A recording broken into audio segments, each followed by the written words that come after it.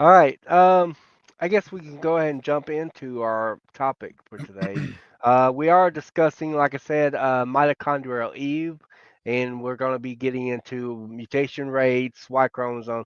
We're going to be doing a lot of different things, but I'm very curious to see what these guys have prepared for us and is fixing to present to us. I love it. There will be a live Q&A following the discussion part. The discussion part will follow the presentation, and then following the discussion, then we'll have a live Q&A. So you guys send in your questions, please. You can go ahead and start sending them in. I will start saving them, and then send as many as you want. If you want to send 3 or 4 questions, that's fine. And as Easy, these guys easy. are talking, yeah. Well, no, yeah, don't Okay. overload them. Yeah, yeah. No, I'm just kidding. Go ahead. I'm messing around. We're used to Well, no, marathon streams. You keep us busy till Yeah. same time tomorrow. yeah, yeah. Once we 400 collapse is fine. over, then you know that's it. You need to shut it down. Yeah, yeah, Yeah, yeah, Once there, my there has back to be a and neck point, of can't take course, it but anymore. yeah. yeah. What you're gonna Right, get is right. Donny on another account sending questions to me forever. Is what's gonna happen. Yeah, the hardest, most difficult questions. hardest ones ever. Yeah. Right. All Dr. right. We're Dodgeball gonna start. Dancer and Cardinal 2.0 is going to be the name of my Right. separate account. We're gonna start with Donnie, and he's gonna be doing a presentation first. I think he said about 30 minutes to 45 minutes, something like that, and then we'll cue it over to Matt. So, are you ready, Donnie? Yes, let me get it all set here. We'll screen share. It's good to have Sister Lynn Mitzi in the house. Good to see you. She says Donnie deals. Yes, we have a we have a deal for Evolutius, that's for sure. John 3:16, for God so loved the world that he gave his only begotten son, that whosoever believeth in him should not perish, but have everlasting life. Ephesians 2, for by grace are ye saved through faith, and that not of yourselves. It is the gift of God, not of works, lest any man should boast. There's a deal for the critics, right, brothers? Simply believe on Right. Jesus, trust in him, and you'll have everlasting life, which means there is a heat problem, isn't there, gentlemen? But it's not for the young earth creationists. The Bible is very clear that anybody who's not been regenerated, justified, passed from death unto life will be cast into the lake of fire. That's a heat problem right there. So, okay, if Yeah, they have a really big heat problem, don't they? well, it's right. It's why we do what we do, because the Great Commission, preach the Right. gospel, make disciples of all nations, because we want people to avoid the heat problem. So, yeah, if the slides are up, you guys are good to go. My audio is Yeah. coming in good. Everything looks good. I can start. All right, I'm gonna go ahead and silence my mic. All right, gentlemen, we got a lot here for you, for the audience. Matt and I, with our talks, we've given many talks. We spent a great portion of our summer actually giving talks on Adam, Eve, the scientific evidence for Adam and Eve, the importance of a historical Adam, dismantling the best evidence for common descent. We've got entire talks dedicated to addressing ERVs, chromosome 2 fusion. Tonight, we're focusing on the historical Adam and Eve, more of a focus on Eve. But in my section here, I am going to focus a bit on the Y chromosome and also Y chromosome Adam, which is directly related, of course, to Y chromosome Noah, because our last Y chromosomal ancestor would be Noah about 4,500 years ago. Okay, let's begin with a couple quotes here just to show you exactly why this topic is so important. Because atheists and militant critics, they've understood for a long time this anti-Christian formula where if you take away the historical Adam, you take away the historical Eve, then you take away the need for Jesus, the last Adam, the second Adam, and the gospel. So notice what Richard Dawkins here says, famous atheist, evolutionary biologist, and zoologist. He says, no educated person believes the Adam and Eve myth nowadays.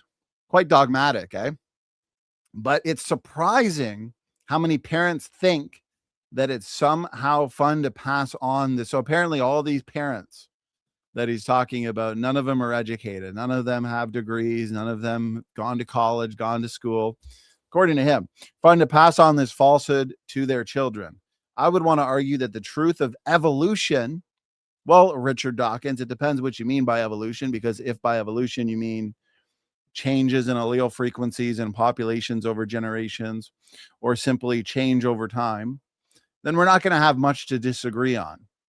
Because if by evolution you mean domestic dogs and wolves are related through common ancestry, that they can be traced back to a common arc ancestor roughly 4,500 years ago, then we're not going to disagree. But if by evolution you mean large scale evolution, descent with modification, that all life, including plants and animals, dogs, wolves, and banana plants are related through common ancestry, that's where we have an issue.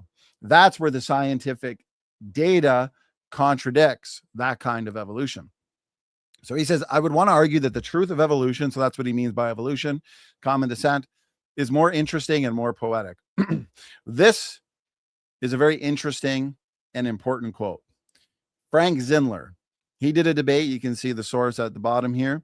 He did a debate with famous Christian theologian William Lane Craig. He said, the most devastating thing that biology did to Christianity was the discovery of biological evolution. Now that we know that Adam and Eve never were real people, so according to him, Adam and Eve never were real people. Obviously, he's not familiar with all the scientific evidence that we're going to be covering here tonight. So get ready. I'm excited. Now that we know that Adam and Eve never were real people, the central myth of Christianity is destroyed. See, these atheists understand, you take away the historical Adam and Eve, fundamental Christianity is destroyed. Your most essential doctrines like salvation. If there never was an Adam and Eve, there never was an original sin. If there never was an original sin, there is no need of salvation. If there is no need of salvation, there is no need of a savior. And I submit that puts Jesus, historical or otherwise, into the ranks of the unemployed. I think that evolution is absolutely the death knell of Christianity. And because William Lane Craig, although he does excellent work, I got so many of his books, he's great at demolishing the atheists on general evidence for theism and Christianity.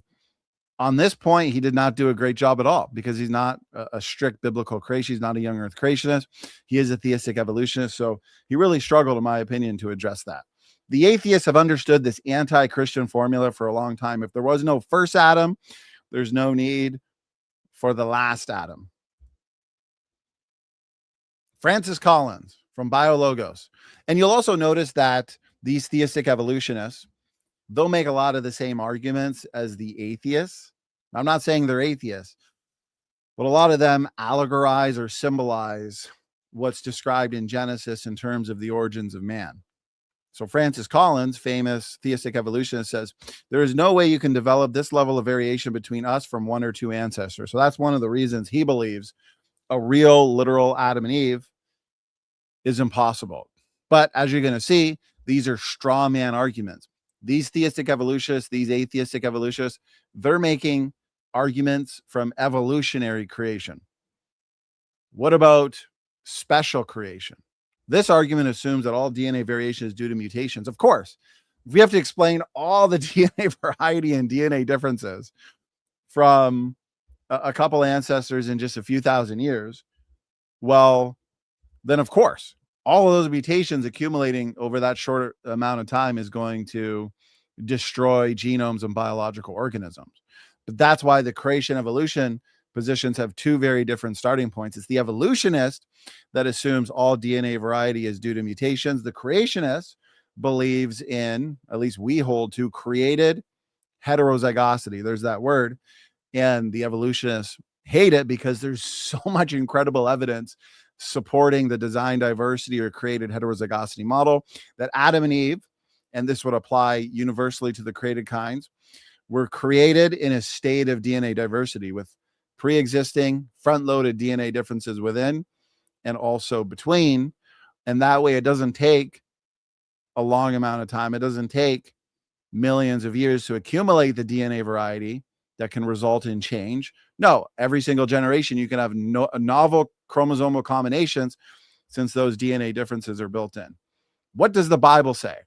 Well, I want to show you guys that the Bible does teach very clearly a real Adam and a real Eve. Then we're going to get into the science and show why we can believe what the Bible says, because the scientific data confirms what the Bible says. Genesis 2:7. We're going to move through this part quick.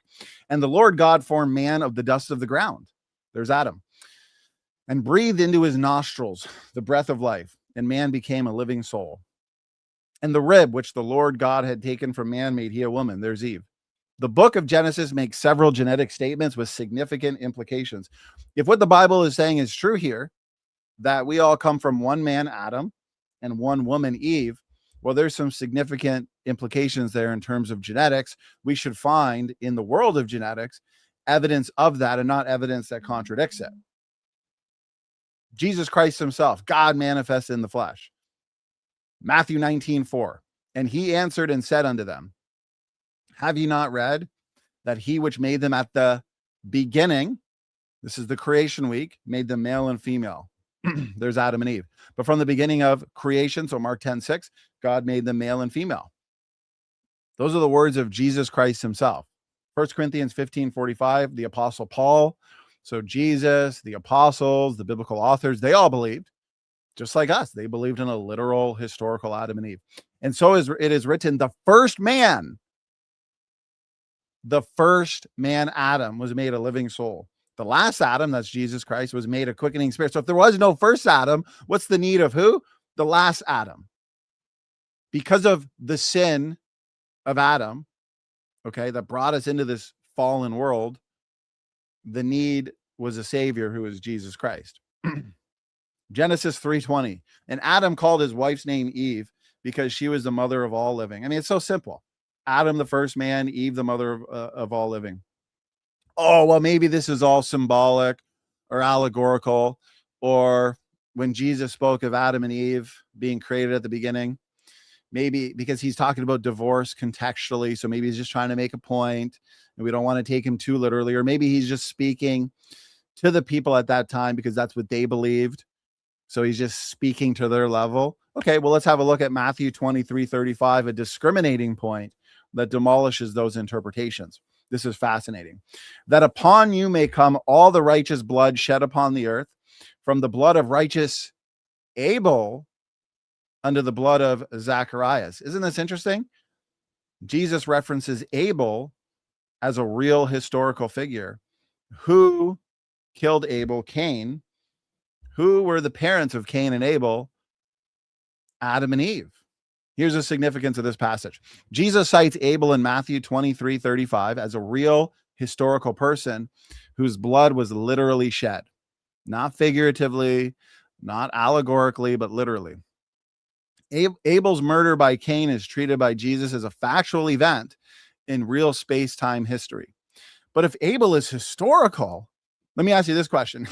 Do real historical people have mythical and allegorical parents? I exist. I have parents. Are those parents mythical or are they real? I think the answer is obvious there. Abel's murder by Cain is treated by Jesus as a factual event in real space-time history. But if Abel is historical, then his parents must also be historical, Adam and Eve, because real people do not come from mythical, allegorical, or symbolic parents. That is a complete destruction of these theistic evolution positions. So the moment Jesus affirms Abel as a literal individual, he simultaneously affirms the literal existence of Adam and Eve, who are the only parents Scripture gives him. This reinforces his earlier statement that from the beginning of creation, notice how all of this comes together.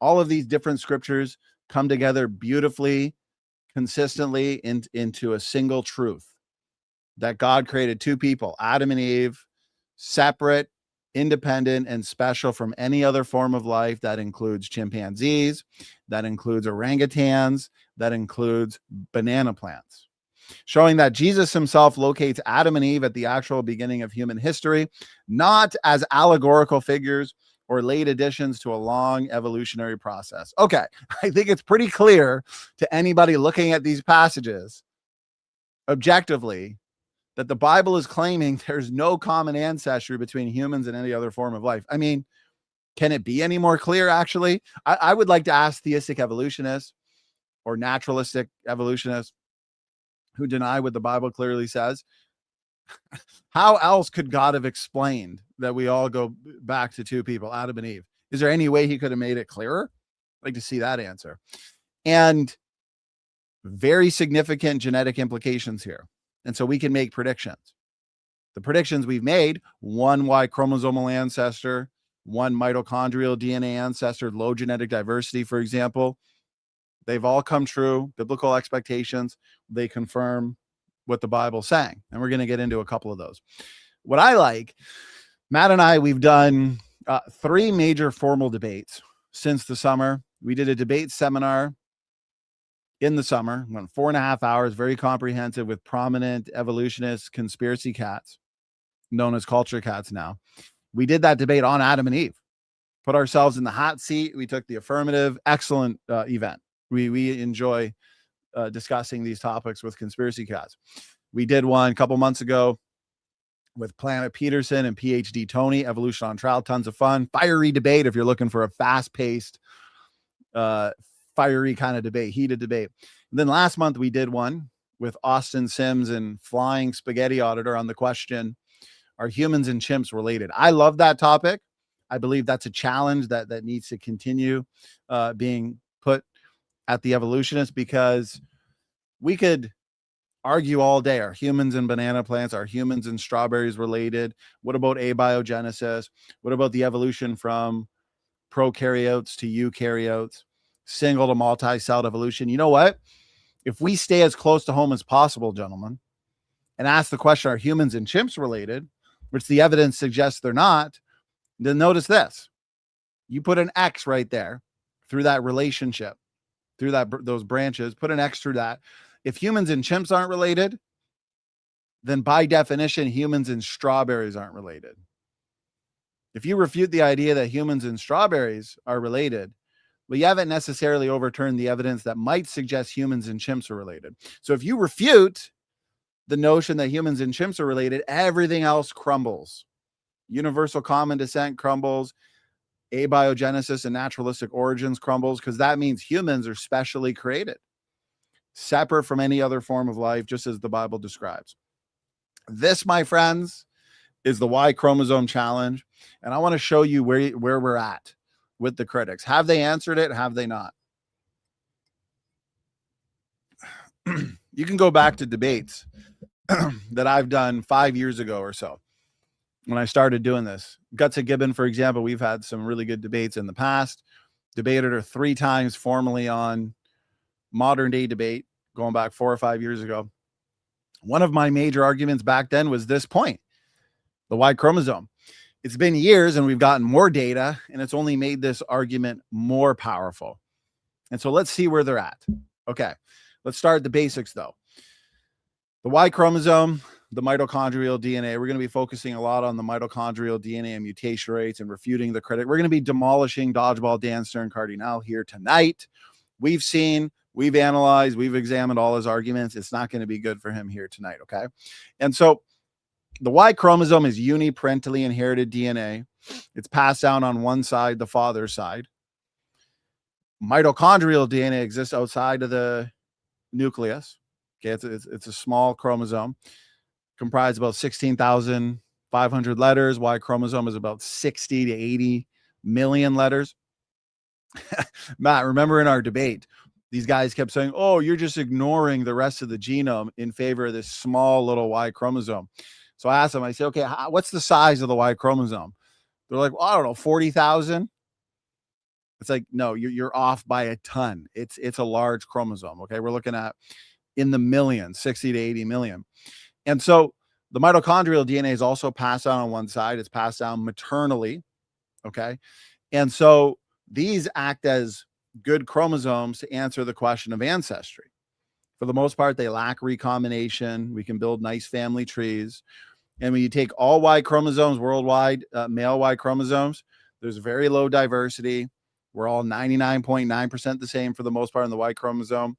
And we can trace all Y chromosomes back to a single Y chromosomal ancestor roughly 4,500 years ago based on known mutation rates. A mutation rate in the Y chromosome is roughly 1 to 3 per generation.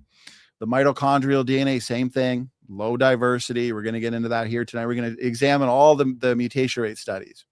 Matt has an excellent presentation for you guys on that. The mitochondrial DNA also mutates fast. There's low diversity on average, roughly 20 to 30 DNA differences separating any two people. So if you have a chromosome like mitochondrial DNA with low diversity but a fast mutation rate, well, that means it's not going to take a long time to accumulate the diversity. If it's low, there's only a few DNA differences in light of a fast mutation rate. We see the same thing in the Y chromosome. Okay, so with that understood, all human Y chromosomes nearly identical. Well, what about our supposed closest cousin on the evolutionary phylogenetic tree, the chimpanzee? So as you can see here in this visual, we've got humans and chimps. Then you've got gorillas. They believe humans, chimps and bonobos would go back to a common ancestor. We'd agree with that. Bring in the gorillas, about 7-ish million years ago here. Humans and chimps, about 6 million years, 6 to 7. There's some debate there. And the point is chimps and humans, supposedly that's our closest cousin. Okay. When you actually observe, when you have a look at the overall DNA differences in the Y chromosomes, overall gene content, size differences in architecture, the human Y and the chimp Y, you can see it right on the visual, they're less than 30% the same. The chimp Y is half the size. It's missing, for the most part, the entirety of its heterochromatic arm. It's funny because Dr. Dodgeball Dan Stern Cardinal hasn't answered the challenge, hasn't even tried. I've listed at least 12 questions, technical, sophisticated questions. None of them have been answered yet by the critics. He's like, well, heterochromatin, it's for the most part pretty useless. And so these organisms can tolerate a lot of error and change. And I mean, thanks for the story. Thanks for the evolutionary philosophy, but can we get a sophisticated mathematical model, please? They're the ones always asking for the math on the heat problem, which we've given them. Where's their math? Where's their sophisticated explanation? But he's wrong on that as well. I remember debating Conspiracy Cats. I corrected him on that argument. Heterochromatin, which is this densely packed kind of DNA that comprises a lot of repetitive sequences like satellite DNA, but it actually plays vital roles in nuclear organization, chromosomal stability, and gene silencing. So no, you can't just say, well, it's useless and non-functional, so the chimpanzee line can tolerate all that error. Okay, well, how come the human Y retained it? It's just, it's a weak response. And when you consider overall size differences, architecture, and gene content, the gorilla Y is actually more similar to the human Y than either are to the chimp. And yet we're supposed to share more close common ancestor with the chimp. There's a break in their hierarchy. Notice this right from the secular literature. Despite a recent divergence of these species, their Y chromosomes differ a little bit. No, enormously in size and gene content. Notice how you can demolish ape to man evolution directly from their own literature. You almost don't even have to go to young earth creationist literature. You can dig into all their papers. You can listen to their lectures. I find the best arguments against human evolution from their own side, because I listen to a lot of lectures. I read a lot of their papers. I listen to a lot of their interviews because it is kind of a fascinating story. I'll give that to them. It's an interesting story. Hominin and evolution would make a good Netflix series, but it's not true. It's a fairy tale, but an interesting fairy tale nonetheless. And so you actually see a lot of the ongoing debate in the paleoanthropological community when you listen to their lectures, talks, and discussions. And that's where I get a lot of my arguments. Anyways, Y chromosomes differ enormously in size and gene content. The chimpanzee Y is only half the size of the human Y, and the percentage of gene families shared by these two chromosomes that split roughly 6 million years ago. Notice this, comparing autosomes, is similar to that shared by human and chicken autosomes that split 310 million years ago. That's how shocked they were. Not predicted, not expected. Puzzlingly, notice my interpretation of the visual, which is pretty easy when you just look at it, is exactly what they're explaining in the literature. Puzzlingly, in terms of shared genes and overall architecture, the human Y is more similar to the gorilla Y than to the chimpanzee Y. Here's from 2024. Brian and I have discussed this a lot. Brian's done some fantastic work on this issue as well. And so this is the most sophisticated analysis ever done of the ape sex chromosomes. Evolutionists taxonomically put humans as apes, human apes, and then you've got non-human great apes, according to the evolutionary model. So they got humans here. Okay. What you can do is compare, again, the most sophisticated sequencing data available, human Y to chimp Y, less than 30%. Some evolutionists, they just don't understand this topic. They'll say, oh, but when you take the chimp and put it here to the human Y, you're ignoring that because it's 45.1. Yeah, you're going to get those kinds of discrepancies when one Y chromosome, like on the chimp Y chromosome, is literally half the size, and massive portions of the Y chromosome don't even align. So of course, you're going to get two different numbers. That just showcases even more how different these Y chromosomes are. The differences between human and chimpanzee Y chromosomes are said to be due to a combination. So this is not simple gene loss, okay? No, it's a combination of factors. We've got gene loss, gene gain, and large-scale chromosomal rearrangements. You'll see, because they'll argue, and I debated Gutsy Gibbon on this informally for a couple hours. They'll say, well, you believe chimps and bonobos go back to a common ancestor, and they have some differences. But yeah, you can explain those differences quite easily because you don't have to invoke gene gain. You don't have to invoke the loss of entire kinds of gene content, like the heterochromatin. I put out an entire article that's pretty technical showing what kind of differences you have to explain between chimps and bonobos, which are easy.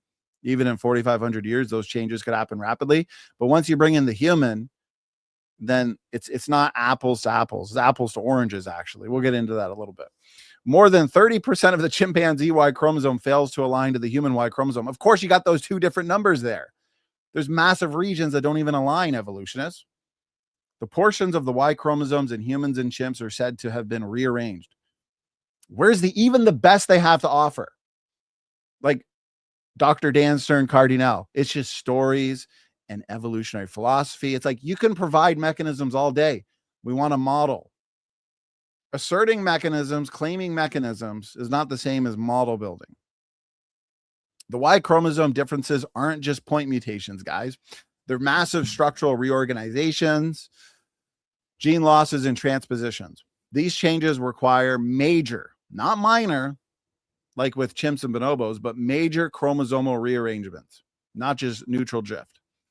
Yet there's no proposed mechanistic pathway or mathematical model. Not a single evolutionist has provided a mathematical model showing how such large-scale structural changes could happen without destroying function over millions of years.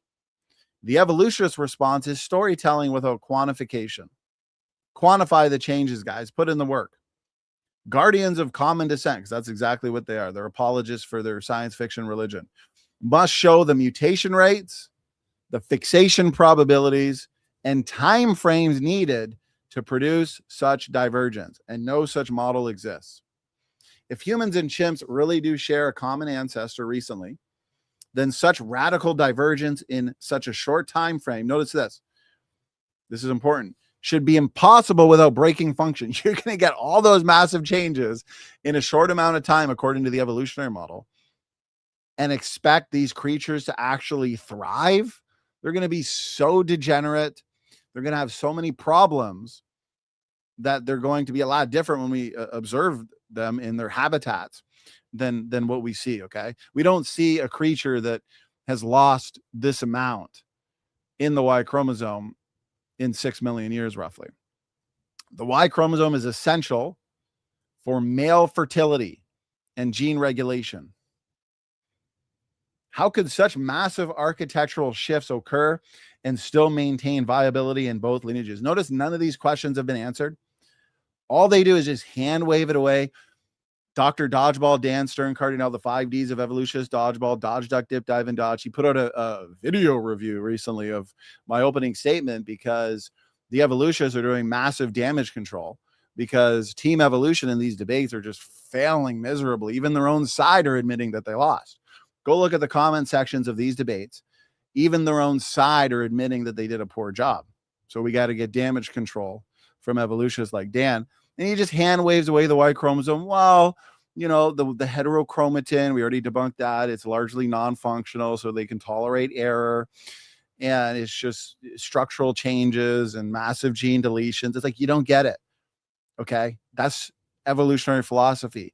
Just naming mechanisms is not actually providing a model. I wonder if they'll ever actually address these questions. And these are the easier questions. Wait till you see the next couple slides. How could such massive architectural shifts occur and still maintain viability in both lineages? Even the Hughes et al. Et al. Would mean, and others, multiple authors on this paper, admitted that these results were extraordinary and unprecedented among closely related species. Look at all these differences. It's not just minor. Palindromes, those are large inverted DNA repeats that read the same forward and backward. They form mirror image arms that constantly copy, correct each other through gene conversion. On the Y chromosome, palindromes protect essential sperm genes, but they also make the Y extremely vulnerable to large deletions and rearrangements. Key point, humans and chimps have entirely different palindrome families, meaning they cannot be inherited from a shared ancestor. Explain those differences. What about amplicons? Highly repeated large DNA blocks on the Y chromosome that often contain multiple copies of fertility-related genes. These regions can expand, contract, duplicate, or rearrange, making them hotspots for structural change. Key point? So we saw the palindromes, now the amplicons. Human and chimp ampliconic regions are not the same system. They differ in size, gene family, structure, and copy number. The core scientific failures of the critics. Show me the ancestral Y chromosome reconstruction where we can actually map out and model the necessary changes in the specific lineages to come to the differences that we see today.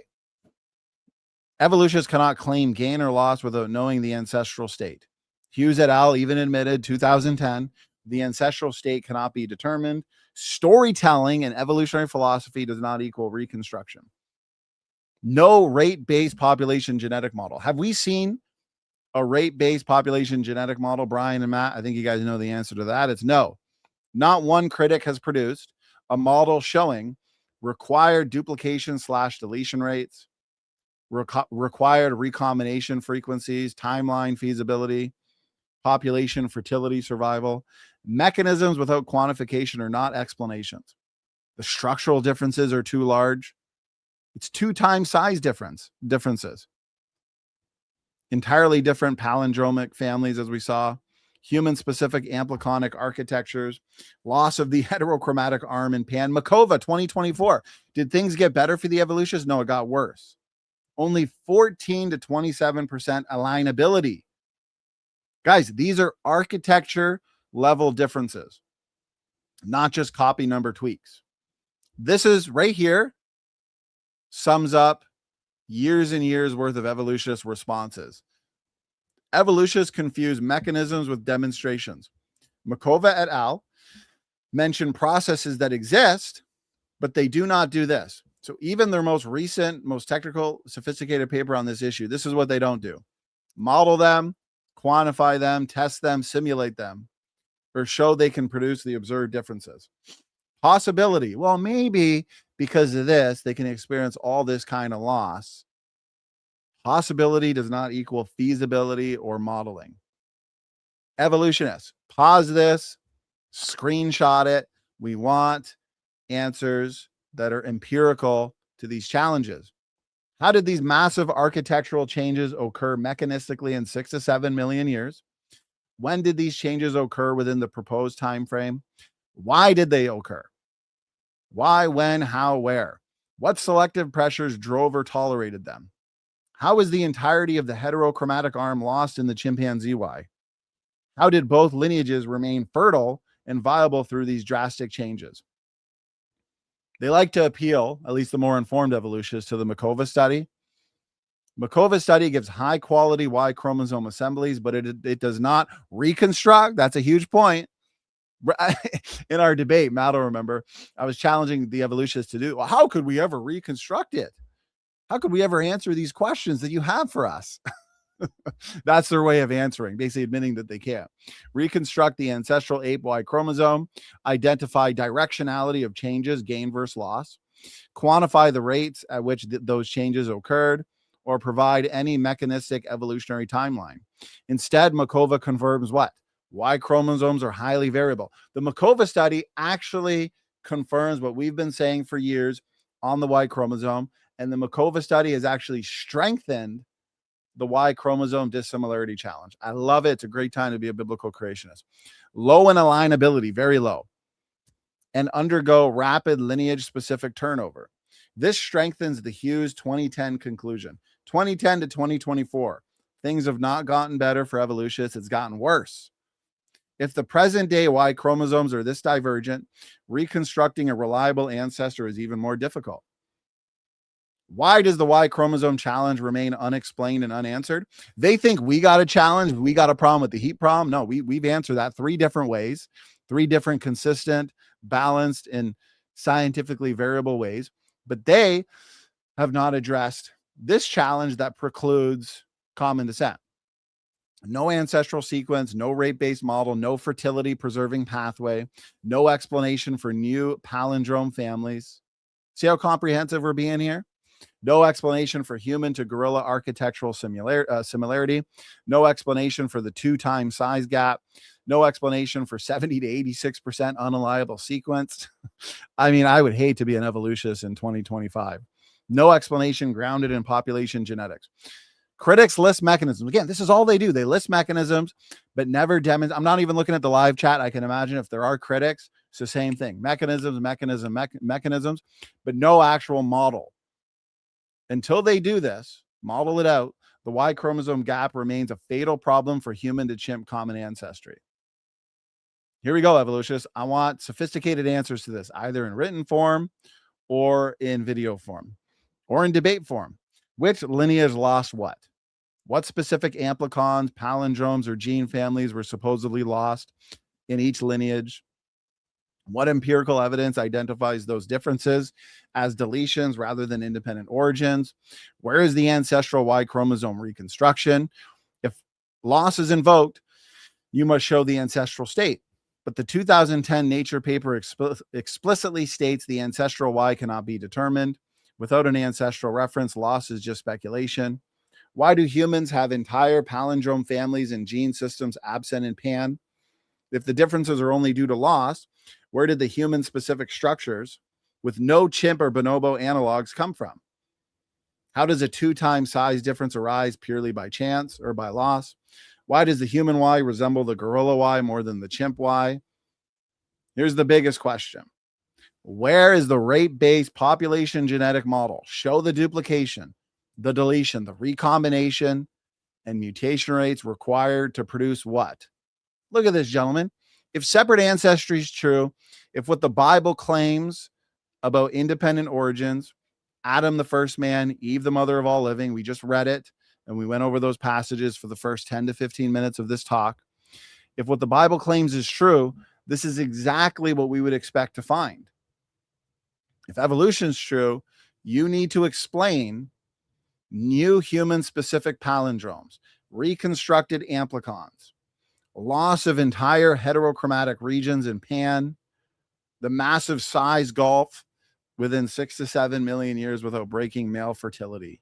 I mean, good luck, but we're hoping to get some answers. Okay, the real Eve. Let's touch a little bit on Eve for my last 10 minutes, and we're going to throw it over to Matt. Genesis 9:19. Let's talk a little more about scripture. This is one of my favorite points. The critics have flopped to debunk the argument from the L, M, and N haplogroups. If you don't believe me, check my website article section. I did one general article a couple years back refuting objections to this, and I just published another one on Patreon further refuting objections and criticisms. Genesis 9:19. These are the 3 sons of Noah, and of them was the whole earth overspread. So if the whole earth is overspread from the 3 sons of Noah, well, obviously that was done through their 3 wives, the 3 daughters-in-law of Noah. Have a look at this visual real quick. This is a mitochondrial DNA phylogenetic tree. What do the lines represent? They represent DNA differences or mutations. So this is mutations in people groups over time. But how much time, you might be wondering? Okay, well, we know, and we're going to go through some papers soon, there are DNA diversity studies in the mitochondrial DNA that shows low diversity. Most positions are invariant, as in we have the same, roughly 20 to 30, separating people from the Eve consensus sequence. The rate is fast, and we're going to be leaving no, this, as Matt said before we went live, super comprehensive. Okay, so the Bible says what? At creation, you have Adam and Eve, then you got a couple thousand years, and then the flood. You got a massive bottleneck, the flood bottleneck, and then the earth, as we just read, is overspread, Genesis 9:19, through Shem, Ham, Japheth, and their 3 wives. Okay, mitochondrial DNA is passed down maternally. Okay, so for example, my wife passed on her mitochondrial DNA to my 3 kids. I have 1 daughter, 2 sons. My sons won't pass on mitochondrial DNA. They'll pass on Y chromosomes if they have boy children. My daughter will pass on her mitochondrial DNA. So we can build a family tree. And it turns out that that family tree goes back to a single woman just several thousand years ago, not a couple 100,000 years ago. But in mitochondrial DNA, you have haplogroups. You have 3 main major haplogroups. This is not even contested in the evolutionary literature, L, M, and N. Well, isn't that interesting? All mitochondrial DNA worldwide can be traced back. You see all these lines going right back to these 3 main starting points, these 3 main nodes, L, M, and N. And yet the Bible just said in Genesis 9:19 that from Noah's 3 sons and their 3 wives, the entire earth was overspread. Isn't it incredible? Isn't it fascinating that all mitochondrial DNA actually go back to 3 main starting points, these 3 main haplogroups? Now, wait a minute. Notice how those haplogroups are actually separated by short lines, because the critics will say, oh, well, they couldn't have lived together at the same time. They can't be contemporaries. They couldn't have lived contemporaneously. Sure, they could. The lines represent DNA differences. Those lines are short, separating the 3 nodes. The lines radiating out are long. So fewer DNA differences and then more DNA differences. The L, M, and N are separated by less than 10 from the last time I looked. That's trivial. So those lines separating L, M, and N could represent pre-flood differences. Fewer years, you got 2,000 years leading up to the flood. Plus, you got people living hundreds of years old. So you got massive overlap where you could have a grandchild. You could have a child living at the same time as their great grandparents because of that overlap. We don't really have that today because our lifespan is decreased so much. But when you're living hundreds of years old, yeah, you can be living at the same time as people who today you wouldn't be living at the same time with. So short lines demonstrating that, yes, they could have lived at the same time together. Okay, because they're going to say M and N came from L. No, not necessarily. And then the lines radiating out, that would be post-flood mutations. So 2,000 years to the flood, bottleneck, 3 women, 3 men, Shem, Ham, Japheth, their 3 wives, and then the whole earth is overspread. So you'd expect longer lines radiating out. And this is exactly what we see. It's incredible. The Bible demanded, as we read earlier, a single woman that every human being descended from. The evolutionary model did not predict this. When we look at worldwide mitochondrial DNA, the family tree collapses rapidly to a single person. This is Eve.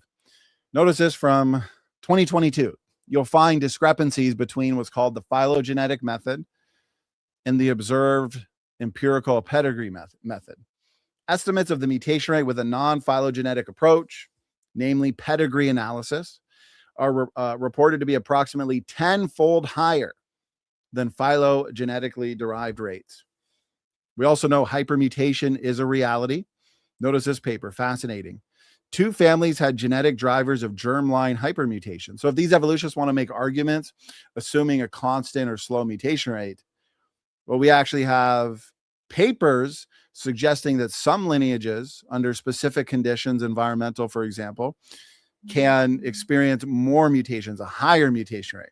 2 families had genetic drivers of germline hypermutation, with fathers carrying damaging genetic variation in DNA repair genes. So imagine you have an isolated people group in the past, let's say after the flood, Neanderthals could be an example, where they have damaged DNA repair enzymes, living in harsh environments, living on top of radiation rocks.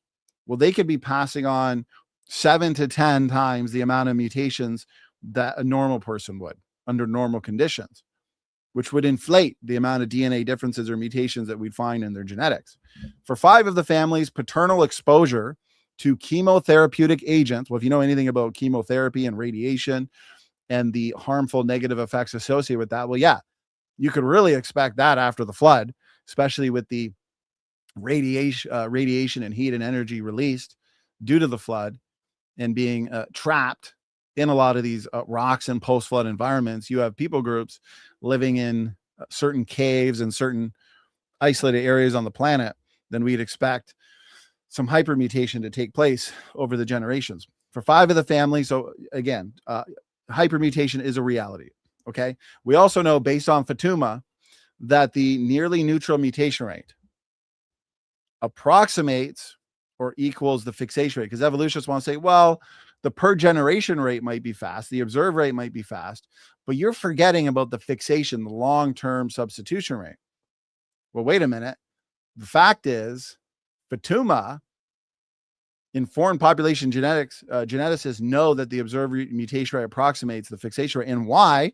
Well, because in the evolutionary model, this is what they don't get or understand or even respond to.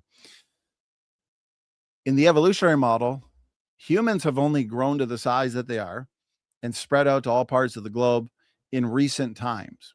If you were to take a long pen, human history, according to the evolutionary model, is just the tip of that pen. And the out of Africa model would suggest that humans live for thousands and thousands and thousands of years in Africa, in smaller populations, broken up into tribes, isolating themselves, okay? They didn't spread out to all parts of the globe until later. So that means you'd have faster rates of fixation for most of evolutionary history, and fixation has only reached 0 essentially today in the recent past. So that means most of evolutionary history, fast fixation, just recently slower fixation. And so there's a counterbalance where your nearly neutral mutation rate, which is fast, approximates the fixation rate. Why this is amazing with the biblical creation model. Here's my model here. Matt and I have worked on this together. I also co-authored an article, technical article, that went through a pretty rigorous peer review process. Dr. John Sanford himself was involved in it. We published it a few years ago now, Chris Roop and I, Fixation Equilibrium. Okay. Powerful paper. I recommend people check it out. So after the flood, you have the earth restarting with 8 people. Notice up here, you've got 8 people, and then you've got growth. So you got Noah's 3 sons and their 3 wives are having kids. Their kids are having kids, so on and so forth. So you've got growth, but you don't have spreading out until the Babel dispersal. People debate maybe 1 to 4 to 500 years after the flood. Okay. Even if you go with the lower numbers, 100 years roughly after the flood.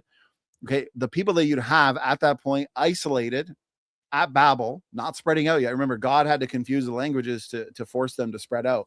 So that means you have that time period of fast fixation. So notice phase 1 after the flood, you got fast fixation. Then you got the dispersal. So notice the arrow here and the timeline. So you've got the Babel dispersal, and then you've got 8 billion people today. So phase 3 would be modern low fixation. Fast fixation, dispersal, modern low fixation. So what that means is you actually have today the observed mutation rate being fast in the mitochondrial DNA. From what I've seen studying all these papers on the issue, it's roughly 0.05 to 0.10. And this is more than enough to account for DNA diversity. So you got the flood, about 180 generations, 4,500 years till today. With that mutation rate and also equaling the fixation rate, we observe roughly 20 to 30 differences on average. And it explains mitochondrial DNA diversity beautifully. It's a beautiful model. Matt's going to be going over these papers showing the observed substitution rate, how fast it is, 20 times higher than expected by evolution theory. Notice that this is from Rob Carter. Dr. Rob Carter is awesome. He's done excellent work. He is a true warrior for the faith in young earth creation. And so he published a paper here in 2007 in the conventional literature, Mitochondrial Diversity Within Modern Human Populations. The worldwide human mitochondrial DNA consensus is composed of, we went over that earlier, about 16,500 letters, nucleotides. 84.1% of the mitochondrial genome is invariant. So what this is saying is there's very low variation in the mitochondrial DNA. On average, people are only separated by a few DNA differences. At most, it's between 120 to 140 in some deeper lineages, African lineages. Bring in the Neanderthals, it's even more. But for reasons that I explained earlier, we can account for deeper African lineages with more differences and Neanderthals. Notice this here on the slide. This is very interesting. This comes directly from Dr. Carter's paper. And this diversity graph shows that modern humans are overwhelmingly similar in mitochondrial DNA, with only a small number of differences. Have a look at this, the larger bar versus the shorter bar. So we have an overwhelming amount of differences that are in common, okay? But then only a small number of differences separating most lineages. The distribution is tight, it's peaked and young looking. This is biblical time that we see here. Exactly what we would expect if humanity began only a few thousand years ago with a small number of maternal ancestors. But if humans had been accumulating mutations for 100 to 200,000 years, the mitochondrial DNA should be much more diverse. These graphs should basically be opposite. Not where most of it is invariant, but with a lot more rare alleles, a lot more variation in the mitochondrial DNA, okay? The graph should basically be shifted to the right and rare variants should dominate, but we don't see that. Notice to the left that it's about 85% invariant, okay? And so the data simply do not match a deep time scenario. They powerfully fit the biblical time scale. Here's to make this technical point a little more understandable, okay? What we observe versus what deep time requires. Now, imagine mitochondrial DNA is like a candle that burns down at a known rate. So that's the mutation rate. That's the known rate that we can figure out and have figured out. Now, if the candle has been burning for 200,000 years, according to the evolutionary model, it should be almost gone. Tons of mutations piled up, high diversity, rare variants everywhere. But when we look at the candle, which you can take as mitochondrial DNA diversity, we don't find a candle burned down to the base. No, what we actually find is that the candle has only melted a little bit. There's only been a few changes since it's been lit. That is akin to what we see in the mitochondrial chromosome. The mtDNA candle has barely burned down at all. That means it hasn't been burning for 200,000 years. What does it match? It matches a recent origin just a few thousand years ago, exactly what the biblical timeline predicts. Picture this as the consensus sequence in the middle, okay? And a good analogy would be, let's say I were to write a book, and so I have a manuscript, and I hand it to 100 different people, and I tell 100 different people to copy it out by hand. Okay, everyone's going to copy it out, and every single person is going to make their own unique mistakes, because nobody copies by hand an entire manuscript perfectly. Now I take all the copies. Well, what I can actually do is discover what the original manuscript was. If I no longer have the original manuscript, I only have the copies, I can look at all the different copies, see what the unique variants are, okay? And then I can remove those from the equation, and then I can come back to the original manuscript. And that's basically what they've done with the Eve consensus sequence. A good close approximation to it. And so in the middle, you've got Eve, but you've only got a little bit of divergence. How long does it take to accumulate the 20 to 30 differences from an Eve starting point, and then max 120 to 140 in some African lineages, and then over 200 in Neanderthals? Very easy. Everybody's closely aligned. They haven't diverged much from Eve. And then even those that have diverged a lot, we can easily explain through things like hypermutation, environment, other factors. This is a phylogenetic tree from Dr. Rob Carter. He's done a lot of great work on this as well. And I already spent quite a bit of time on the phylogenetic tree that Dr. Nathaniel Jeanson derived. And I had the source on the other one, but in this one, there's an interesting point. So you see that starburst pattern, right? Well, that suggests explosive population growth from a starting point just a few thousand years ago. And that's what we would expect if the biblical creation model is true, where you've got 8 people, 3 reproducing couples, and then explosive growth. Now, you'll notice some of these lines are irregular. Take HVR. This is the most common haplogroup in Europe, if I remember correctly. And you'll notice that the lines, which represent DNA differences, they're variable. Some are shorter, some are longer. But then again, they all go back to a common ancestor. Well, that's interesting. What does that mean? Well, this confirms what I was saying earlier, confirmed from the conventional literature, that mutation rates can be variable. That means some people are picking up more mutations in the same amount of time than their cousins in order to go back to the same common ancestor. Well, that breaks the assumptions behind the evolutionary phylogenetic, the evolutionary molecular clock. This is a Y chromosome family tree, same thing. We have evidence for one man, few DNA differences. In light of the mutation rate is fast biblical time that we're looking at. I want to go over a few rescue devices, then we're going to hand it to Matt. Time has flown by, but I wanted to be comprehensive because we said this would be super comprehensive. Let me get a quick sip, and then we're going to demolish some of these arguments from the critics. Purifying selection to the rescue. Pedigrees are already post-selection. As Dr. Rob Carter in his 2025 article, excellent article, explains, strongly deleterious mutations never enter pedigree data sets because they die with the carrier before reproduction. Thus, pedigree rates already reflect heritable, transmissible mutations. Sorry, evolutionists. Selection doesn't slow fixation throughput. Neutral theory, for example, Fatuma, shows fixation rate equaling mutation rate in equilibrium. The evolutionists just don't get it. I explained their timeline. I explained our timeline. And that's why there's a balance. There's an equilibrium where the neutral rate approximates or equals the fixation rate. Selection may shape which mutations survive, but the overall traffic flow. So even with selection, the throughput, the flow of these mutations entering still matches the incoming rate.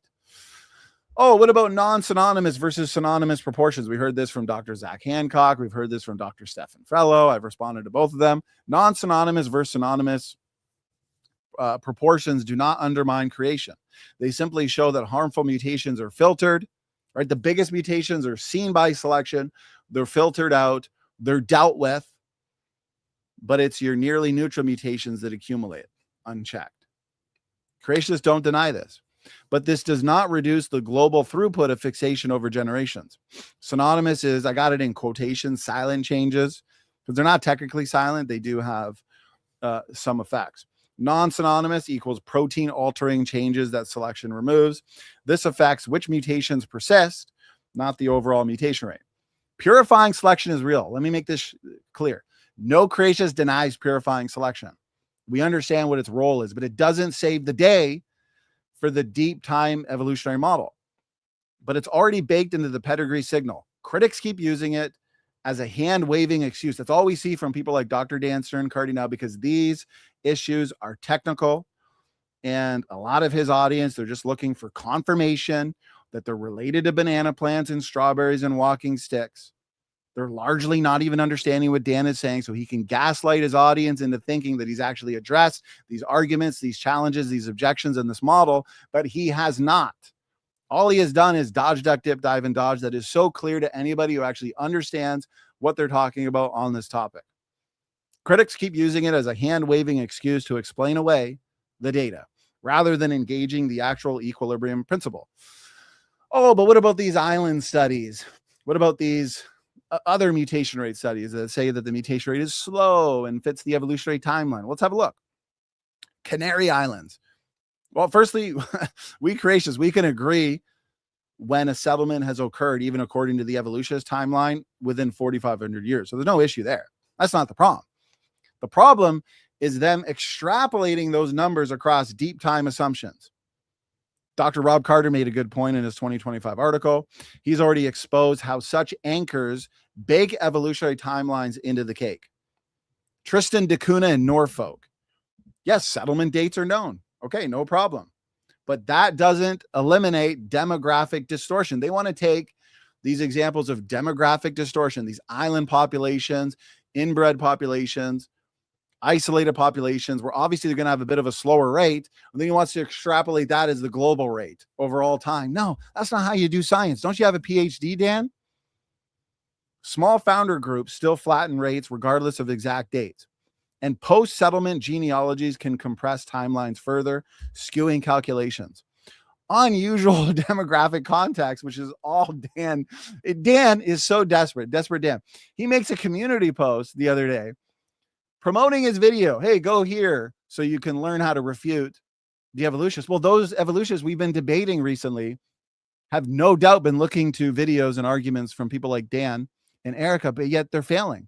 So people like Dan are actually not doing a good job equipping their cheerleading squad to refute our arguments. So he posts a community post with a video that Matt and I actually responded to point by point months ago, which he didn't respond to. Unusual demographic context explain the apparent slowdowns. They are not evidence against the biblical timeline. Norfolk Island, we talked about that earlier. Tiny, inbred, isolated populations, flatten rates, drift, bottlenecks, and limited lineages distort global averages. Global pedigree studies disagree. Broader pedigree data sites across many families, as you're going to see with Matt, consistently report rates in the faster range, 0.05 to 0.1 range. Out of Africa. Well, what about the fact that, everything nests within Africa? Africa goes back to is the original founding population starting point, contradicting the out of Babel model. Well, a couple points. Epicenter bias. Diversity always clusters near the starting hub of dispersal.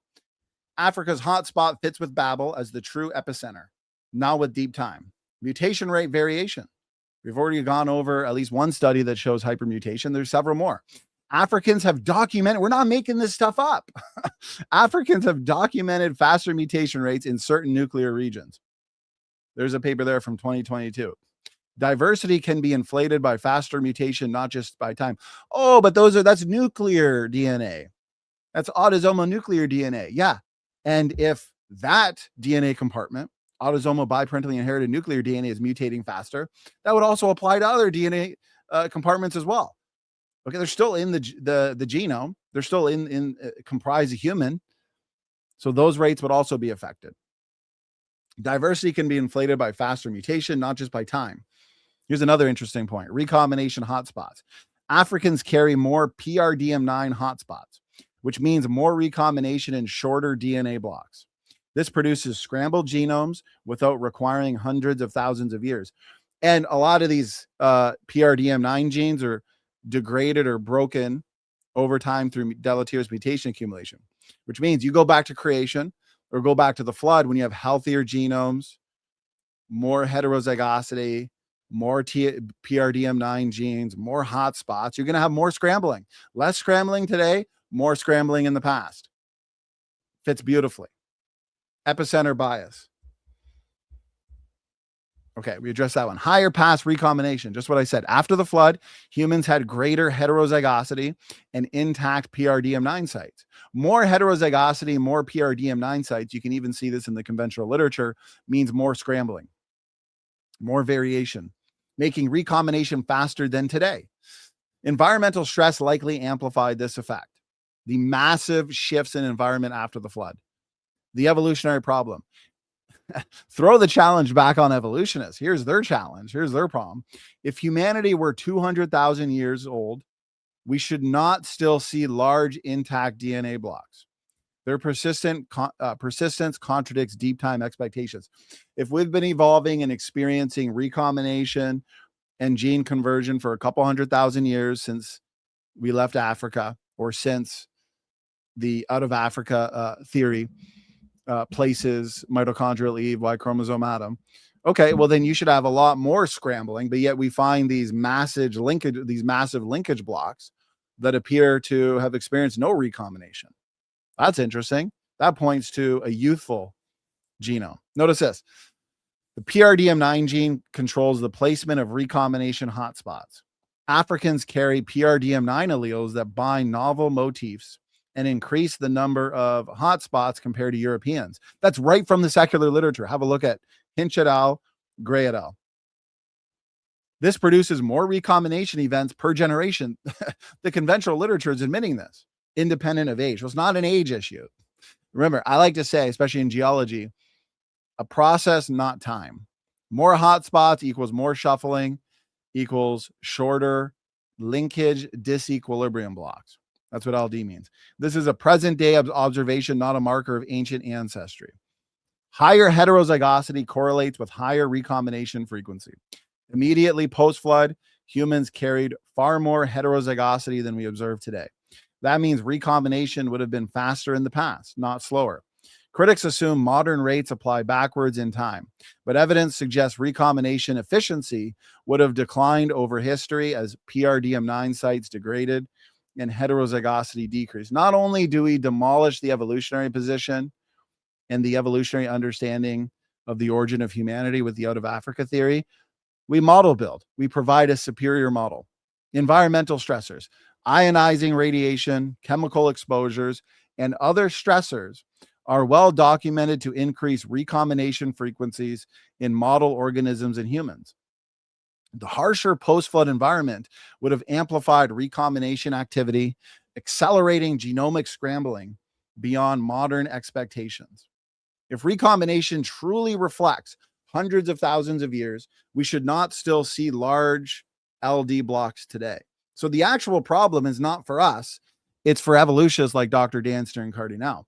The persistence of long blocks across the genome is a direct challenge to deep time, not to the biblical model. Conclusion, shorter LD blocks in Africans are best explained by higher hotspot density, higher heterozygosity in the past, and accelerated recombination under environmental stress, not by deep time. Here's a summary. And why I'm spending a lot of time on this issue is because this is what evolutionists, informed evolutionists, think is our biggest challenge to the out of Babel model. So it deserves a thorough rebuttal. Epicenter bias explains why Africa looks like a diversity hotspot without requiring Africa as the place of origin. Mutation rate variation shows diversity is not simply a function of time. Faster mutation rates in African populations inflate diversity measures. Recombination dynamics, for example, PRDM9, heterozygosity, stress, environment, explain shorter LD blocks without invoking deep time. Taken together, these mechanisms demonstrate that African diversity is not a problem for the biblical model. Instead, the data align with expectations from a Babel-centered dispersal just 4,500 years ago. What about phylogenetic nesting? Why does non-African populations nest within Africa? So they say Africa would be the starting point. Phylogenetic trees must be rooted somewhere. If researchers choose Africa as the origin, because Africa has the most diversity, but we just showed that that doesn't mean that it's the starting point or the originator, then naturally all other lineages will nest within African ones. But if the tree were rooted in Mesopotamia near Babel, then guess what? So this is an artifact or a side effect of where you put the root, of where you put the starting point. That's all it is. The nesting pattern would reorient accordingly. So you want that reorientation to show why creation can be true? Then don't root it or put the origin point based on your evolutionary assumptions. Look at the data for where it is, root it in a different spot other than the African origin point, and then you have a reorientation where now the nesting fits beautifully with the biblical creation model. The structure of the tree does not independently prove Africa as the origin. It only reflects the starting assumption. Africans have been documented to experience faster mutation rates in certain genomic regions and more recombination hotspots. I mean, we got it all. We can back up all these arguments from the secular literature. Faster mutational and recombinational activity naturally produces more branching and scrambling, which makes other groups appear nested within them, even if all populations share a recent origin. A couple more slides here and we're done. So Matt, get ready, brother, because it's marathon time for you next. Phylogenetic nesting is not independent evidence of African origins. It is a side effect of circular assumptions and local mutational dynamics. Once rooted in the wrong place, as evolutionists do, the tree will always point back to Africa, no matter what. So they're saying, well, what about the nesting? What about the phylogenetic issue? It's like, that's because of your choices of rooting and therefore interpreting it in light of a favorable view to evolutionary history. But when we allow the data to speak without assumption, the Babel-centered model fits perfectly. Localized diversity near the epicenter with subsets radiating outward. Not a problem. What about Neanderthal divergence? Well, I responded to Dr. Stefan Frello. He's dodged those responses for the most part. And so evolutionists ignore evidence of accelerated mutation accumulation in Neanderthals due to small, stressed population, radiation rocks, for example, speeding up the mutation rate. Modern studies show hypermutation can occur at 2 to 7 times higher rates. So of course, if you have this isolated population that are affected negatively for many reasons, and then they pass on 7 times the amount of mutations than normal, well, then that's going to be a pretty long line on a phylogenetic tree that evolutionists are going to interpret as being a lot of time, even though it's just a couple generations. Post-flood radiation, isolation, and environmental stressors make this a perfect fit.